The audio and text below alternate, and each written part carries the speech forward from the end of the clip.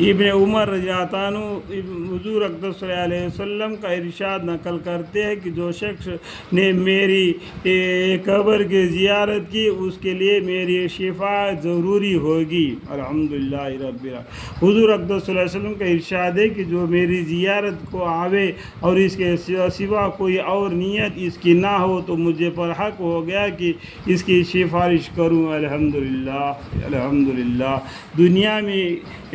دنیا میں کون شخص ایسا ہوگا جس کو محاشر کے ہولناک منظر میں حضور اقدس صلی اللہ علیہ وسلم کا شفاعت کی ضرورت نہ ہو، اور کتنا خواہش قسمت ہے وہ شخص جس کے متعلق حضور اقدس صلی اللہ علیہ وسلم یہ فرمایا کہ اس کی شفاعت میرے ذمہ ضروری ہے۔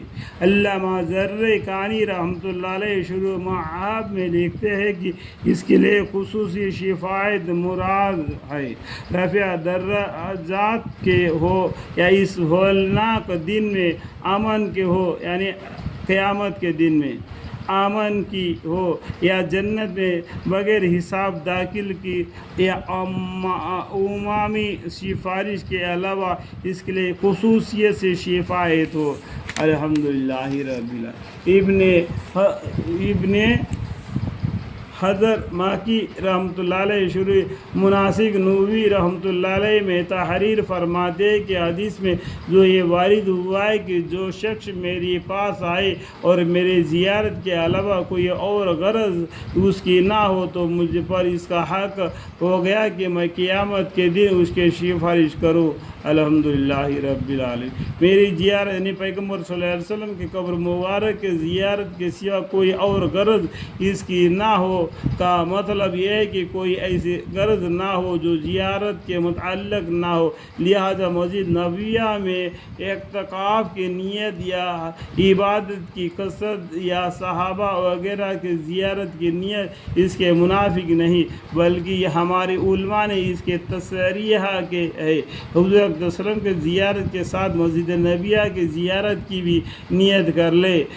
حنفی میں سے صحابی دوری مختار نے بھی یہی لکھا ہے کہ قبر شریف کے ساتھ مسجد نبوی کی زیارت کی بھی نیت کر لے، لیکن ابن حمام رحمۃ اللہ نے فقہ حاکیہ میں سے لکھا ہے کہ اس حدیث کے بنا پر پہلے مرتبہ تو صرف قبر مبارک ہی کا نیت ہونا چاہیے، البتہ اگر مقدر یاری کرے اور دوبارہ حاضری کی سعادت نصیب ہو تو مسجد اور قبر شریف دونوں کی نیت کرے۔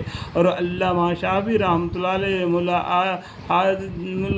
مولا حاجی رحمۃ اللہ علیہ ملا زاہی رحمۃ اللہ علیہ سے نقل کیا ہے کہ انہوں نے ایک مرتبہ محض زیارت کی نیت سے سفر کیا، اس میں حج کو بھی شامل نہ کیا تاکہ ہم محض زیارت ہی کی نیت ہو۔ محبت کی بات تو یہی ہے۔ الحمدللہ رب العالمین۔